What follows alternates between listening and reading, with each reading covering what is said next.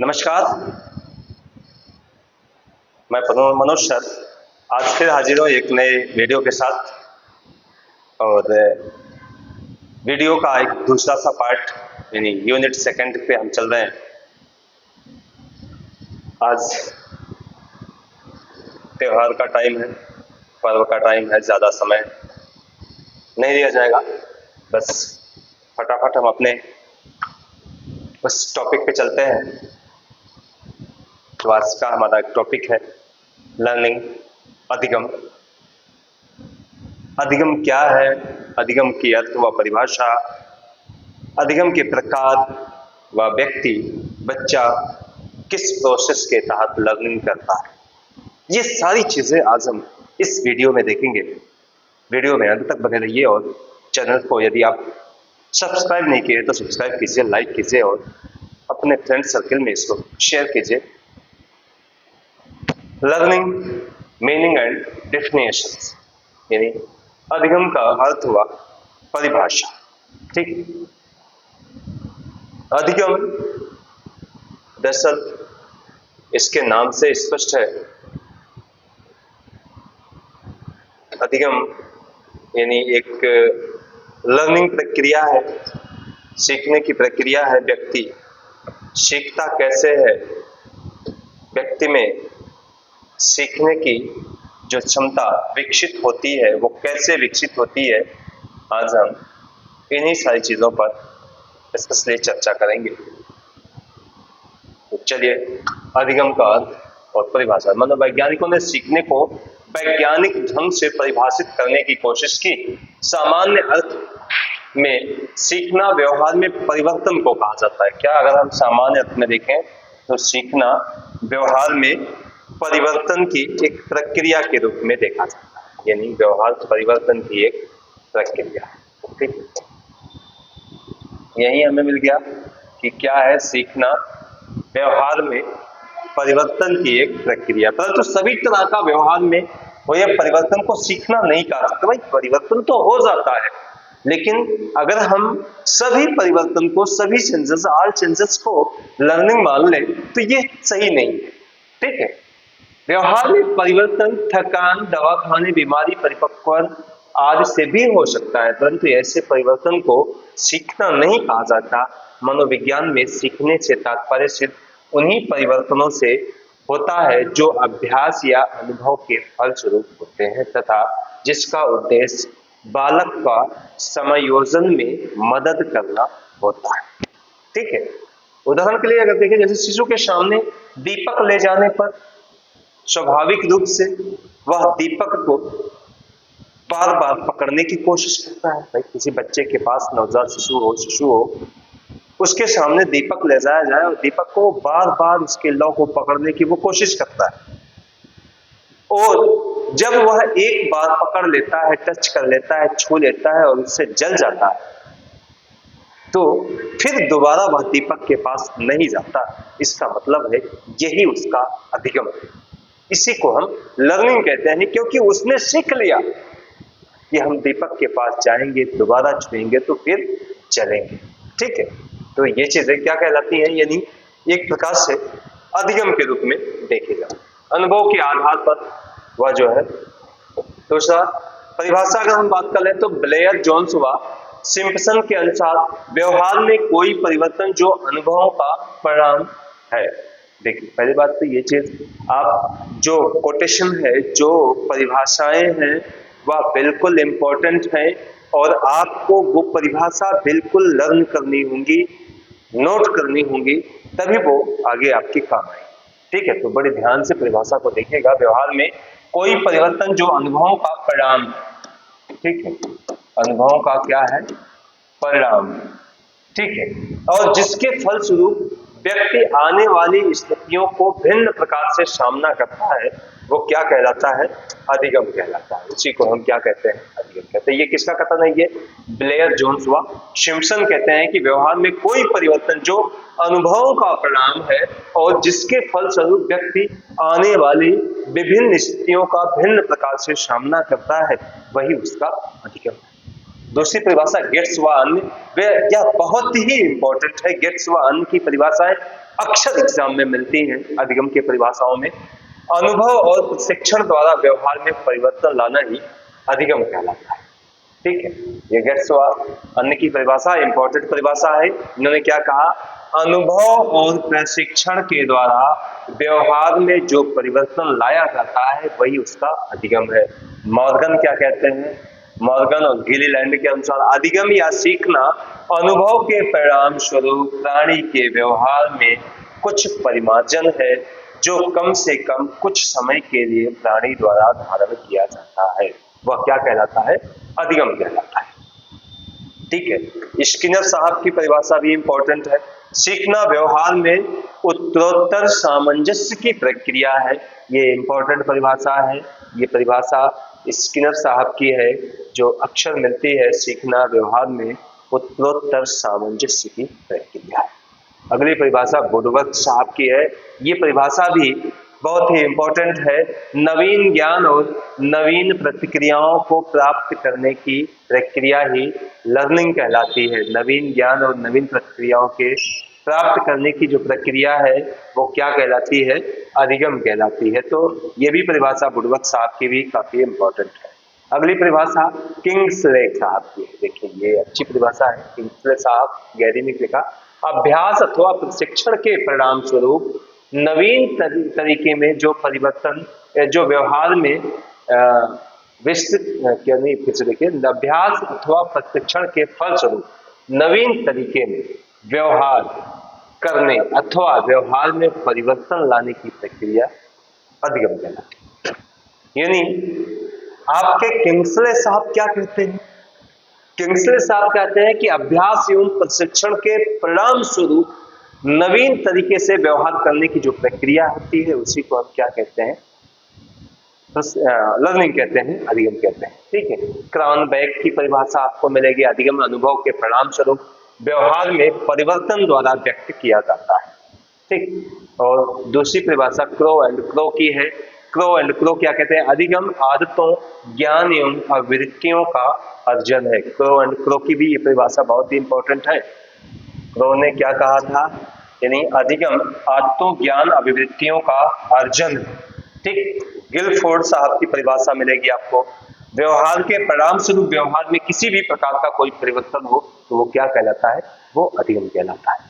ठीक है, हिलगार्ड साहब की एक और परिभाषा मिलेगी, सीखना वह प्रक्रिया है जिसमें अभ्यास व प्रशिक्षण द्वारा व्यवहार को का उद्भव होता है। यानी अभ्यास व प्रशिक्षण को महत्व किसने दिया है, तो ये आपके हिलगार्ड साहब ने दिया है कि सीखना वह प्रक्रिया है जिसमें अभ्यास अथवा प्रशिक्षण द्वारा व्यवहार का उद्भव होता है अथवा व्यवहार में परिवर्तन लाया जाता है। ठीक है, चलिए आगे चलते हैं हम।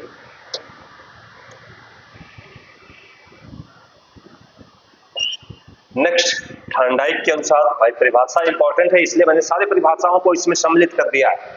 परिभाषा आपके लिए बहुत ही इंपॉर्टेंट है और अधिगम की परिभाषाएं अक्सर मिलती हैं। आप देख लीजिए पिछला उठा के जो अनसॉल्व पेपर वगैरह था तो अधिगम की परिभाषाएं अक्सर मिलती है। ठीक है, थॉर्नडाइक के अनुसार क्या है, अधिगम समुचित प्रतिक्रिया का चयन करना तथा उसे उद्दीपन से जोड़ना। ठीक है, क्रॉनबेक कहते हैं सीखना अनुभव के परिणाम के रूप में प्रकट होता है। सीखना अनुभव के परिणाम के रूप में प्रकट होता है, ये कथन क्रॉनबेक का है। और किम्बले क्या कहते हैं, किम्बले का कथन है अधिगम पुनर्बलित अभ्यास के फलस्वरूप व्यवहार जन क्षमता में होने वाला अपेक्षाकृत अस्थायी परिवर्तन है। ठीक, ये परिभाषा। इसके बाद अब परिभाषाओं को चाहे तो हमारे चैनल के जो डिस्क्रिप्शन बॉक्स है इसमें आपको उपलब्ध है, आप चाहे तो वहां से प्राप्त कर सकते हैं, या फिर मैं नेक्स्ट वीडियो इसी से रिलेटेड दूंगा और उसमें एक ट्रिक बताऊंगा जिससे सारी परिभाषाएं एक छोटे से कहानी के रूप में आप लर्न करेंगे और बिल्कुल याद हो जाएगा। चलिए, अधिगम की प्रकृति, नेचर ऑफ लर्निंग की हम बात करें। नेचर ऑफ लर्निंग क्या है, देखिए ये जो अधिगम की प्रक्रिया है की प्रकृति है उसको कई रूपों में देखा जाता है। जैसे अधिगम एक सक्रिय प्रक्रिया है, ठीक है, ये भी चीजें अच्छी है। अधिगम एक सक्रिय प्रक्रिया के रूप में देखा जाता है। अधिगम व्यक्ति की क्रियाशीलता पर निर्भर करता है। अधिगम विकास की प्रक्रिया है जहां व्यक्ति को स्व प्रयास करना पड़ता है। अधिगम व्यक्ति के वातावरण के अनुरूप व्यक्ति में परिवर्तन लाता है। ये परिवर्तन अस्थायी या अस्थायी हो सकते हैं। अधिगम सहज क्रिया के रूप में नहीं होता है, जिसको हम ये कह मान ले कि लर्निंग बहुत ही सहज क्रिया है, तो बिल्कुल नहीं, ठीक है। अधिगम चेतना का परिणाम भी हो सकता है या जैविक या सामाजिक समंजन के लिए भी हो सकता है। अधिगम सकारात्मक या नकारात्मक दोनों होता है, ठीक है। तो ये तो एक प्रक्रिया थी, इसकी प्रकृति की कैसे हम अधिगम करते हैं। कुछ और भी पॉइंट्स हैं इसमें। 8वां पॉइंट्स है अधिगम व्यवहार में परिवर्तन की मानवीय क्रिया है। अधिगम प्रक्रिया उद्देश्यपूर्ण प्रक्रिया है। अधिगम वर्तमान व्यवहार में परिवर्तन या नए व्यवहार के ग्रहण के साथ साथ वर्तमान व्यवहार पर प्रतिबंध भी लगाता है, ठीक है। अधिगम व्यक्ति को आवश्यक समायोजन और ग्राह्यता के लिए क्या करता है, तैयार करता है। 12वां पॉइंट है अधिगम का क्षेत्र बहुत व्यापक होता है जिसमें मानव व्यवहार के सभी क्षेत्र जैसे संज्ञानात्मक, भावात्मक, अनुभवात्मक सभी कुछ सम्मिलित होता है। 13वां कहता है अधिगम सार्वभौमिक एवं निरंतर प्रक्रिया है। यह प्रक्रिया जीवन पर्यंत चलती रहती है। 14वां कहता है कि क्रोध के अनुसार कार्य करने के तरीके अधिगम में सम्मिलित है, परंतु इन नए तरीकों को सीखने के साधनों की कोई सीमा नहीं होती। अतः अधिगम के विभिन्न तरीके और विधियां भी होती हैं, ठीक है। अगली परिभाषा 15वां मिलेगा आपको। परिपक्वता, थकान, बीमारी, नशे आदि के कारण व्यवहार में परिवर्तन का अधिगम से कोई संबंध नहीं होता। याद रखिएगा, इस तरह के पॉइंट्स मिलते हैं। अधिगम का संबंध है या अधिगम का संबंध नहीं है। तो अधिगम का संबंध नहीं में अक्सर ये पॉइंट आ जाता है। ये आपका परिपक्वता, थकान, बीमारी, नशे आदि के कारण व्यवहार में परिवर्तन अधिगम है या नहीं है। तो क्या उत्तर होगा, नहीं, ठीक है। चलो नेक्स्ट हम चलते हैं विशेषताएं, कैरेक्टरिस्टिक्स ऑफ लर्निंग की हम बात कर लें, विशेषता की बात कर लें। देखिए अधिगम की विशेषता प्राय सिम्पसन व योकम ने इसकी विशेषता को एक बताया है, जिसमें पहली बात उन्होंने की अधिगम संपूर्ण जीवन चलता है, ठीक है। ऑल लिविंग इज लर्निंग, संपूर्ण जीवन चलता है। दूसरा, अधिगम की प्रक्रिया आजीवन चलती है। व्यक्ति अपने जन्म के समय से मृत्यु, यानी व्यक्ति जब से जन्म लेता है, जन्म ही नहीं बल्कि गर्भावस्था से उसके सीखने की प्रक्रिया प्रारंभ होती है, और जब तक कि जन्म, शैशवावस्था, इन सारी अवस्थाओं को क्रॉस करते हुए व्यक्ति मृत्यु उपरांत तक होता है, तब तक कुछ ना कुछ वो सीखता रहता है, यानी वो अधिगम है। और दूसरे, अधिगम परिवर्तन है, यानी व्यक्ति, एक तो आपने देखा अधिगम संपूर्ण जीवन चलता है, दूसरा अधिगम क्या है, परिवर्तन है, चेंजिंग है, ठीक है। व्यक्ति अपने और दूसरों के अनुभवों से सीखकर अपने व्यवहार, विचारों, इच्छाओं, भावनाओं आदि में परिवर्तन करता है। तो प्राय ये क्या कहलाता है, ये अधिगम कहलाता है। गिलफोर्ड ने क्या है, सीखना व्यवहार के परिणाम स्वरूप व्यवहार में परिवर्तन है ना। तो ये अधिगम परिवर्तन के रूप में देखा जाता है। अधिगम सार्वभौमिक है। सार्वभौमिक यानी हर जगह विद्यमान होता है। अधिगम सार्वभौमिक के रूप में, यूनिवर्सलाइजेशन के रूप में देखा जाता है, सार्वभौमिक के रूप में देखा जाता है। अधिगम विकास है, ये भी आप देखते हैं, ग्रोथ के रूप में भी देखा जाता है और डेवलपमेंट के रूप में भी देखा जाता है। तो अधिगम क्या है, एक विकास के रूप में भी देखा जा रहा है। अगला पॉइंट, अधिगम अनुकूलन है। भैया अगर हमें अधिगम हमने किया है, हमने कुछ सीखा है, तो आसानी से हम अनुकूलन स्थापित कर लेते हैं। आसानी से हम या तो परिस्थितियों के अनुकूल हो जाते हैं या परिस्थितियों को अपने अनुकूल बना लेते हैं, ठीक है। तो ये अधिगम अनुकूलन है। अधिगम नया कार्य करना है, यानी यदि हमने कुछ सीखा है तो हम में नयापन होगा, नवीनता होगी, और हम हमेशा नया कार्य करने के लिए तत्पर होंगे, ठीक है। अधिगम अनुभवों का संगठन है, यानी हम अधिगम किए हैं, तो जब तक हमने अधिगम किया होगा, जब तक हम अधिगम कर रहे थे या तब से लेके आज तक हमने कुछ न कुछ अधिगम किया होगा, तो कुछ न कुछ चीजों को संगठित किया होगा, एकत्रित किया होगा, वह क्या कहलाता है, वो संगठन के रूप में देखा जाता है। अधिगम उद्देश्यपूर्ण होता है, यानी कोई ना कोई उद्देश्य होता है अधिगम का। ऐसे तो नहीं है कि वे हम अनावश्यक ही अधिगम कर रहे हैं, लर्निंग कर रहे हैं। अगर अनावश्यक तो बिल्कुल नहीं मान लीजिए, ठीक है, उसका कोई ना कोई उद्देश्य अवश्य होता है। अधिगम विवेकपूर्ण होता है भाई, जिसके पास नॉलेज होता है ना, वही अधिगम कर सकता है, ठीक है, विवेकपूर्ण होता है। अधिगम सक्रिय है, यानी सक्रियता के रूप में भी देखा जाती है अधिगम को, सक्रियता यानी क्रियाशीलता के रूप में, एक्टिव के रूप में। अधिगम व्यक्तिगत व सामाजिक दोनों होता है, यानी व्यक्तिगत रूप से भी हम लर्निंग कर सकते हैं और सामाजिक रूप से, यानी व्यक्तिगत रूप से भी हम कुछ सीख सकते हैं और समाज के माध्यम से भी हम कुछ सीख सकते हैं, समाज में रह के भी हम कुछ सीख सकते हैं। अधिगम वातावरण की एक उपज है, यानी हम वहीं से अधिगम कर सकते हैं जो वातावरण हमको सिखाती है, यानी इसको प्रायः वातावरण की उपज के रूप में माना जाता है। जैसे अधिगम रिक्तता में ना होकर सदैव उस वातावरण के प्रति प्रतिक्रिया के रूप में होता है जिसमें व्यक्ति रहता है। बालक का संबंध जैसे वातावरण से होता है, वैसे वैसे वह बातों को सीखता चला जाता है। अधिगम खोज करना है, यानी अगर आपके पास लर्निंग प्रक्रिया है, आपने अधिगम किया होगा, तो आपके पास खोजने की क्षमता होगी, किसी समस्या के समाधान करने की क्षमता होगी, किसी समस्या के बारे में उसके निष्कर्ष तक पहुंचने की क्षमता होगी, तो प्रायः खोज के रूप में भी देखा जाता है। ठीक, अधिगम चलिए आगे देख लेते हैं। अधिगम के प्रकार, टाइप्स ऑफ लर्निंग, ये अधिगम के प्रकार।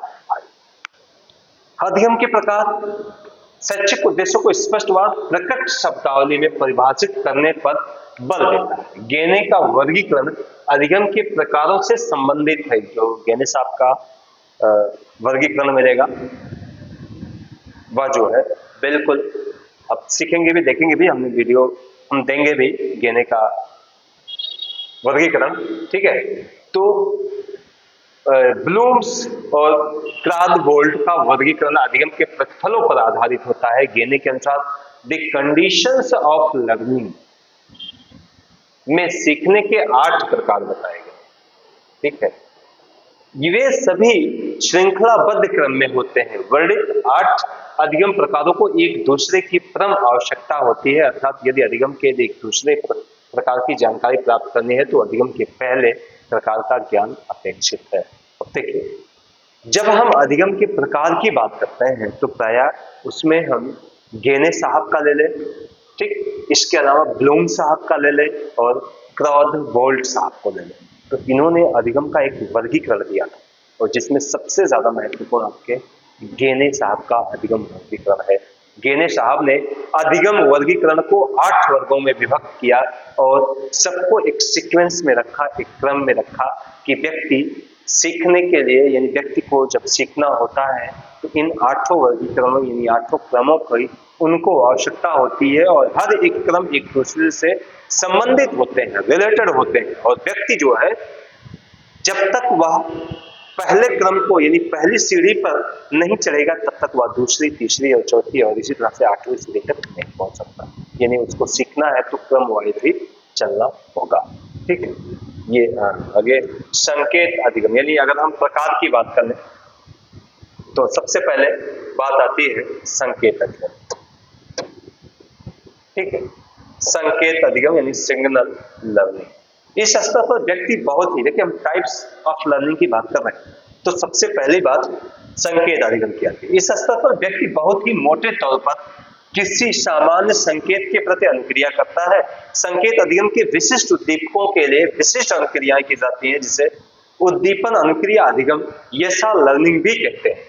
इसके लिए पूर्व स्थितियां अज्ञात हैं। इसमें छात्र उद्दीपन तथा अनुक्रिया को किसी एक व्यवस्था एवं परिस्थिति में बार बार दोहराते हैं, जिससे उस उद्दीपन तथा अनुक्रिया में स्थापित संबंध सुदृढ़ हो जाए, जैसे सड़क पर लाल बत्ती देखकर रुक जाना।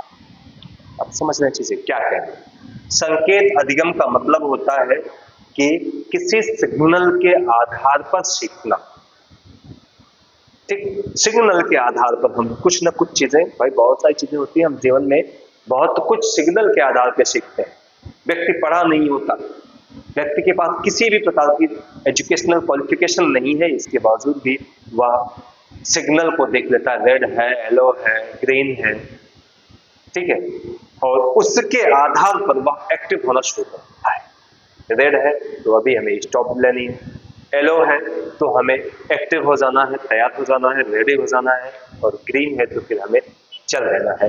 फिर कितने सेकंड हुए, कितने, ये सारी चीजें क्या आती है, सिग्नल के रूप में देखी जाते हैं। इसी को हम क्या कहते हैं, सिग्नल लर्निंग कहते हैं।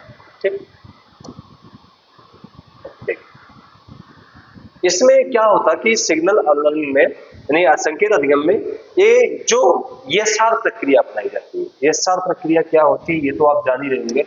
एसआर यानी कि स्टिमुलस रिस्पांस होता है, उद्दीपन अनुक्रिया का सिद्धांत। जिस आधार पर उद्दीपन मिलता है यानी उसी आधार पर हम अनुक्रिया करते हैं, रिस्पांस देते हैं। रेड लाइट जली तो वो हमको क्या किया, एक उद्दीप्त किया कि अभी आपको रुकना है, फिर हम रुक गए, हमने रिस्पांस क्या दिया, रुक गया। येलो जला, जैसे येलो जला हम तुरंत एक्टिव हो जाते हैं, यानी वो हमको उद्दीप्त किया कि भैया रेडी हो जाओ, अब आपको चलना है। ठीक है, तो इस तरह से जो है प्राय व्यक्ति संकेत अधिगम के आधार पर सीखता है। देखिए दूसरा आता है उद्दीपक अनुक्रिया। उद्दीपक अनुक्रिया अधिगम क्या होता है, स्टिमुलस रिस्पांस लर्निंग। वही चीजें मैंने कहा, स्टिमुलस रिस्पांस लर्निंग यानी यस और लर्निंग। ठीक है, यस और लर्निंग वही स्टिमुलस रिस्पांस उद्दीपक अनुक्रिया का सिद्धांत के तहत ये प्राय उद्दीपक अनुक्रिया का अधिगम भी होता है। गेने के अनुसार अधिगम एक दूसरे प्रकार का सीखना है जिसका संबंध बीएफ स्किनर द्वारा उद्दीपक अनुक्रिया अनुबंध से है। ठीक है, उद्दीपक अनुक्रिया अनुबंध से है, जिसमें अनुक्रिया सतत या संभावित होती है, उस समय सक्रियता की शक्ति बढ़ जाती है, उसे पुनर्बलन मिलता है। दूसरे शब्दों में हम कह सकते हैं कि किसी उद्दीपक की उपस्थिति में जब किसी अनुक्रिया का होना संभव हो जाए तो वहां हम उद्दीपक अनुक्रिया अधिगम की परिस्थिति कहेंगे। यानी जब किसी उद्दीपक के आधार पर हम सीखने के लिए एक्टिव हो जाए, सीखने के लिए तत्पर हो जाए, तो उसे क्या कहते हैं, उद्दीपक अनुक्रिया अधिगम कहते हैं। क्यों? क्योंकि भैया हम किसी उद्दीपक के आधार पर सीख रहे हैं। ठीक है, हम क्या कर रहे हैं, किसी उद्दीपक, बच्चा कोई काम कर रहा है तो हम उसको भड़काते हैं ना कि आपको पैसा दे रहे हैं, ये 2 रुपए लो, 5 रुपए लो, 10 रुपए लो, आप ये काम करो, चॉकलेट देंगे, टॉफी देंगे। ये क्या है, उसके आधार पर वो सीख रहा है, ना कि वह स्वेच्छा से सीख रहा है। अगर वो उद्दीपक के आधार पर काम करना शुरू कर दे रहा है, जिसका मतलब है कि ये साथ लर्निंग कहलाता है। ये उसी को उद्दीपक अनुक्रिया सिद्धांत कहते हैं। ये तीसरा क्या है आपका, तीसरा है श्रृंखला अधिगम प्रक्रिया। देखिए श्रृंखला अधिगम प्रक्रिया क्या होता है, चैन लर्निंग। व्यक्ति जब प्रथम स्तर के अधिगम एवं द्वितीय स्तर के अधिगम अर्थात संकेत अधिगम एवं उद्दीपक अनुक्रिया अधिगम से परिचित हो जाता है, तब श्रृंखला अधिगम पे जाता है। पहले वो संकेत अधिगम से सीखता है, फिर वो यशार अधिगम से, उद्दीपक अनुक्रिया अधिगम से सीखता है, इसके बाद तीसरे पे वो पहुंचेगा तो श्रृंखला अधिगम से सीखेगा। ठीक है, श्रृंखला अधिगम की प्रक्रिया में प्राय अधिगम की व्याख्या की जाती है। किसने किया है, स्किनर साहब ने अधिगम की व्याख्या करते हुए क्या कहा कि इसमें उद्दीपक अनुक्रिया को लगातार एक क्रम में उपस्थित किया जाता है, जिसे श्रृंखला अधिगम यानी श्रृंखला अधिगम में बालक 2 या 2 से अधिक उत्तेजक अनुक्रियाओं के संबंधों से सीखता है तथा वह एक क्रमबद्ध तरीके से विचार ज्ञान पिरोना सीख लेता है। अनुक्रिया को व्यक्ति के सीखने के क्रम में एक साथ जोड़ना या संबंधित करना श्रृंखला अधिगम होता है। गेनिंग 2 प्रकार की श्रृंखला अधिगम। ये नहीं, देखिए चैनिंग अधिगम होता क्या है, श्रृंखला अधिगम होता क्या है। यहाँ पे कहा जा रहा है कि जब हम कोई उद्दीपक देते हैं, उद्दीपक स्टिमुलस जो व्यक्ति को उद्दीप्त करता है, ठीक है, तो वह जो उद्दीपक होता है वह एक क्रम में जब लगातार अनुक्रिया करने के लिए जब हम बार बार उद्दीपक देते हैं तो वह एक क्रम में उपस्थित होता है और उसी के आधार पर व्यक्ति काम करे। भाई आज 2 रुपए दे दिए, फिर आप काम कर दो 5 रुपए दे दिए, फिर आप काम कर दो 10 रुपए दे दें, फिर चॉकलेट दे रहे, फिर चॉकलेट। ये क्या है कि हमने सीखने के लिए एक श्रृंखला प्रक्रिया को अपनाया, ठीक, और उसके आधार पर व्यक्ति सीखना शुरू कर देता है या सीख लेता है, तो उसी को हम श्रृंखला अधिगम कहते हैं। और ये श्रृंखला अधिगम मुख्यतः दो प्रकार का होता है। पहले को हम शाब्दिक श्रृंखला अधिगम कहते हैं। क्या कहते हैं? शाब्दिक श्रृंखला यानी वर्बल चैन लर्निंग कहते हैं, और दूसरे को अशाब्दिक कहते हैं, नॉन। ठीक, वर्बल यानी शाब्दिक साहचर्य, ये शाब्दिक श्रृंखला अधिगम क्या होता है? शब्दों के माध्यम से। ठीक, यानी जब हम शब्द के आधार पर यानी कुछ बोलकर शाबाश, वेरी गुड, ये क्या? ये वर्बल श्रृंखला अधिगम। शब्द यानी शब्द के माध्यम से हम आपको उद्दीपित करने, बहुत अच्छे, वेरी गुड, ये क्या चीज है? ये शब्द के आधार पर बच्चा उत्प्रेरित हो रहा है और कार्य करना शुरू कर दे रहा है, वो शाब्दिक है। नॉन शाब्दिक में जब हम कोई वस्तु दे दें, कोई खाने वाली पदार्थ दे दें और उसके आधार पर वो एक्टिव हो जाए तो उसे क्या कहते हैं? अशाब्दिक है। चौथा पॉइंट आता है शाब्दिक साहचर्य अधिगम। शाब्दिक साहचर्य श्रृंखला अधिगम के बाद हम ये शाब्दिक साहचर्य अधिगम की बात करें, सरल श्रृंखलाबद्ध सीखने के पश्चात ज्ञान को शाब्दिक रूप प्रदान करने की किसी वस्तु संबंधित स्थापित करने का कार्य शाब्दिक साहचर्य सीखने के अंतर्गत आता है, जिससे सीखी हुई वस्तु को अस्थायित्व मिले। श्रृंखला अधिगम के शाब्दिक अधिगम द्वारा विचारों के क्रम में पिरोना तो सीख लेता है, वह अशाब्दिक अधिगम के कौशल अधिगम द्वारा भी सीखता है। ठीक, ये देखिए मोटा मोटी कहता क्या है। दरअसल ये जो शाब्दिक साहचर्य अधिगम है, यानी शाब्दिक साहचर्य यानी व्यक्ति का जो सीखने की प्रक्रिया है, उसमें हमने जो श्रृंखलाबद्ध अधिगम की बात की थी, उसमें जो कुछ उद्दीपक देते थे श्रृंखलाबद्ध तरीके से देते थे, और वही उद्दीपक का एक प्रकार से साहचर्य स्थापित हो जाए। अगर हमने यहां शब्द दे दिया शाबाश, तो कभी कभी अधिगम की प्रक्रिया में उस शब्द यानी शाबाश, गुड, वेरी गुड का बच्चे से क्या हो जाता है? साहचर्य स्थापित हो जाता है, और बच्चा उसी वेरी गुड के लिए काम करना हमेशा कंटिन्यू जारी रखे, तो वो क्या कहलाता है? वह शाब्दिक साहचर्य अधिगम के रूप में देखा जाता है। ठीक है, चलिए पांचवा पॉइंट देखिए। पांचवा पॉइंट है हमारा ये विभेदात्मक अधिगम। विभेदात्मक अधिगम यानी विभेद के आधार पर अधिगम करता है। एक ही प्रकार के अथवा समान दो पदों से अधिक उद्दीपनों का सही सही पहचान कर उनमें भेद कर सकता है। शिक्षण के विभेदात्मक अधिगम में संकेत तथा श्रृंखला की परिस्थितियां सम्मिलित हैं। इस अधिगम में एक तथ्य को दूसरे तथ्य से अंतर पूर्व में सीखा हुआ ज्ञान करने का बल दिया जाता है। इसके अंतर्गत उद्दीपन तथा अनुक्रिया का संबंध भ्रांति पूर्वक होता है। उदाहरण में ठीक देखिए ये क्या कह रहा है? विभेदात्मक अधिगम यानी हम बच्चे को अधिगम करवाते हैं, सिखाते हैं, तो कभी कभी दो वस्तुओं में अंतर के आधार पर सिखाते हैं। जैसे हमने दे दिया ना बच्चों को कि आप दो वस्तुओं में अंतर ढूंढिए, अंतर करिए। ठीक है, अब अंतर करना है तो अंतर प्रायः गुण दोष के आधार पे करेगा, रूप के आधार पे करेगा, आकार के आधार पे करेगा, रूप रंग के आधार पे करेगा ना। तो ये क्या है? ये विभेदात्मक अधिगम के रूप में देखा जाता है। ठीक, विभेद करने के आधार पर। छठा आता है संप्रत्यय अधिगम। संप्रत्यय अधिगम क्या होता है? कॉन्सेप्ट के आधार पर। इस अधिगम परिस्थिति के लिए विभेदात्मक अधिगम का पूर्ण ज्ञान आवश्यक है। यानी आप जो है संप्रत्यय अधिगम जाने के लिए, यदि संप्रत्यय अधिगम के माध्यम से सीखने के लिए आवश्यक है कि आप जो है क्या विभेदात्मक अधिगम को जाने। ठीक है, विभेद करना जाने, दो वस्तुओं में गुण दोष के आधार पर आलोचना करना जाने, अंतर करना जाने। ठीक है, तो उसके आधार पर जैसे गेने ने संप्रत्यय अधिगम को परिभाषित करते हुए कहा कि जो अधिगम व्यक्ति में किसी वस्तु या घटना को एक वर्ग के रूप में अनुक्रिया करना संभव बनाते हैं, हम उन्हें संप्रत्यय अधिगम कहते हैं। बालक किसी संप्रत्यय का अनुभव तथा अधिगम क्रिया प्रक्रिया से करता है। इस प्रकार के संप्रत्यय विकास की प्रक्रिया के चारों स्तरों से गुजरती है। ठीक, अब इसके चार स्तर क्या होते हैं? पहले को मूर्त स्तर कहते हैं। मूर्त स्तर का मतलब क्या होता है? यानी मूर्त रूप से वस्तु उसके सामने हो और उसमें वह अंतर करना सीख जाए। ठीक है। जब बालक प्रत्यक्ष देखे गए पदार्थों या वस्तुओं की उपस्थिति होने पर उन्हें पहचानने में सक्षम हो जाता है, तो इसे क्या कहते हैं?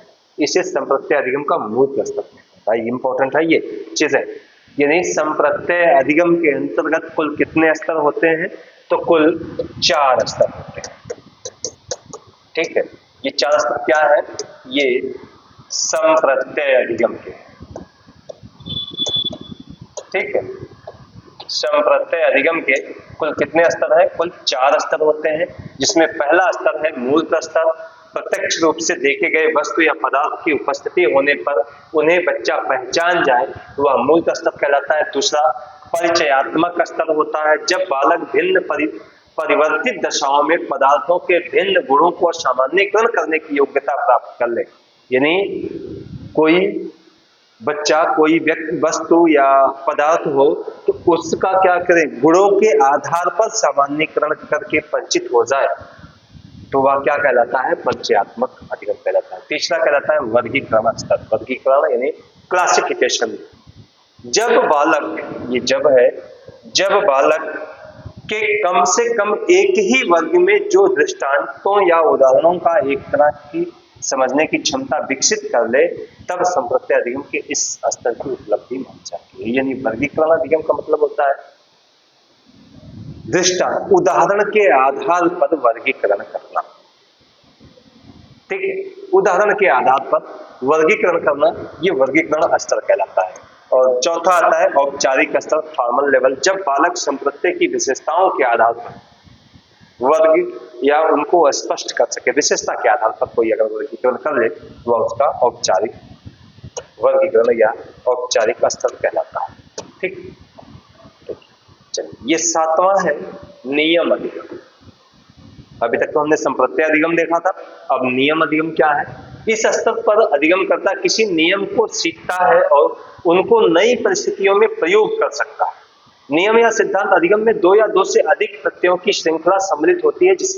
जिस प्रकार एक संप्रत्यय में अनेक तत्वों विशेषताओं की श्रृंखला होती है, उसी प्रकार एक नियम या सिद्धांत में कई संप्रत्ययों की श्रृंखला होती है। उदाहरण बर्फ की गर्मी पाकर पिघलना। इस सिद्धांत में 3 संप्रत्यय बर्फ, गर्मी व पिघलना को श्रृंखलन किया गया है और इसमें एक ही सिद्धांत का बोध होता है। इस सिद्धांत अधिगम को छात्रों को प्रत्ययों का प्रत्यय स्मरण करना होता है, जिससे सिद्धांत का बोध होता है।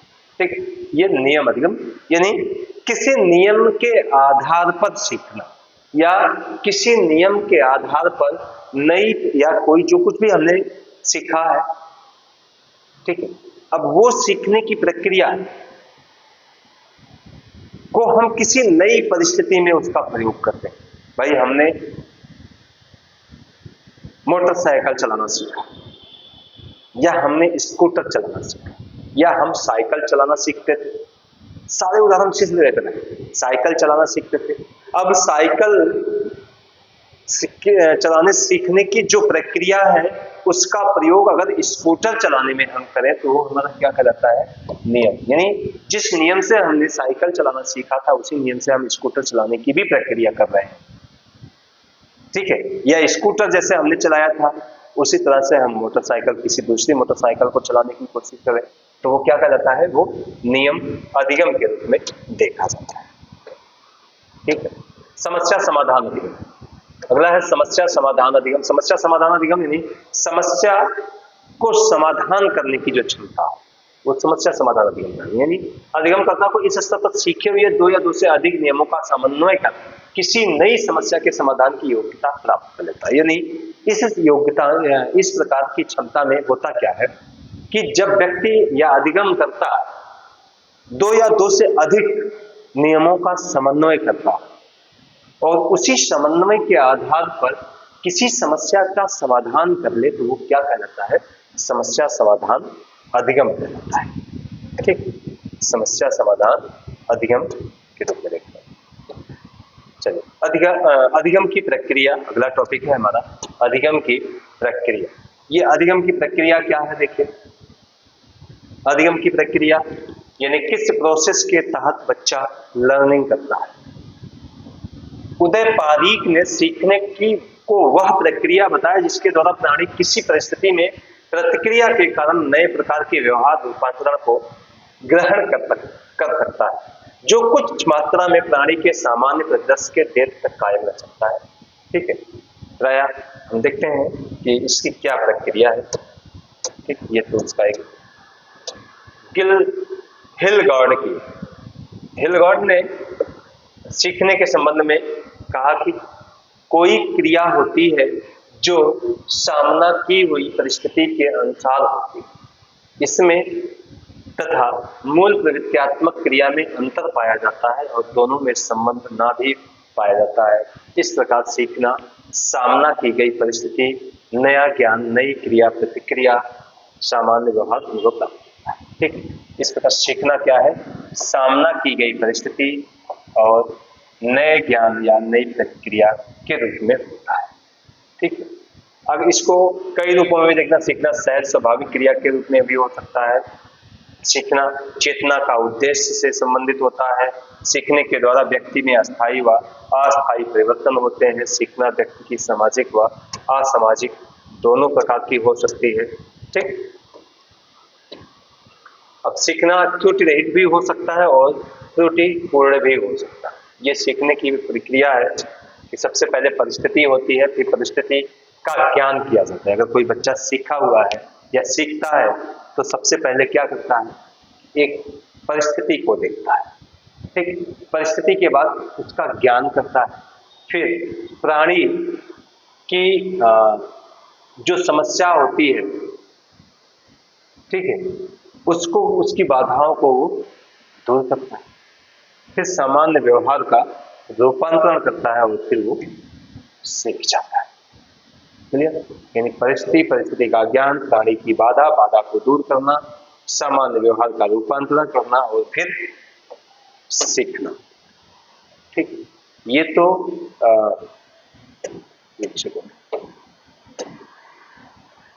ये जो आपने देखा यह एक प्रोसेस के तहत है, हिलगार्ड साहब का एक प्रोसेस था। इसके बाद मिलर और डोलार्ड के अनुसार भी सीखने की प्रक्रिया है।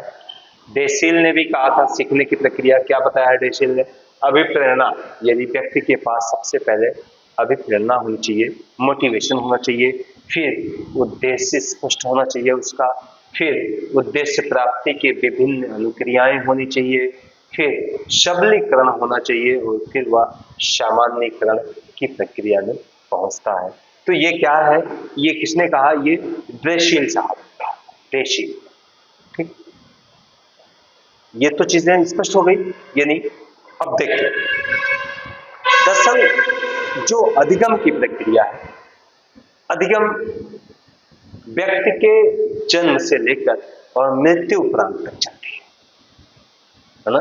हम कहीं भी जाते हैं, किसी से मिलते हैं, कुछ कार्य करते हैं, हर जगह से हम कुछ ना कुछ अधिगम करते हैं, कुछ ना कुछ सीखते हैं। एक निरंतर चलने वाली प्रक्रिया होती है, इसमें कभी कोई रुकावट या कोई स्टॉप नहीं होती, रुकती नहीं। ठीक है, ये निरंतर चलने वाली एक प्रक्रिया होती है और प्रायः इसे कई रूपों में देखा जाता है, कई तरह से इसका वर्गीकरण भी आपने देखा। और अब हम नेक्स्ट एक वीडियो देंगे, उसमें जो अधिगम की महत्वपूर्ण परिभाषाएं हैं उसको बिल्कुल ही एक ट्रिक के माध्यम से बताएंगे, जो आपके लिए बहुत ही हेल्पफुल होगी। आज यहीं तक।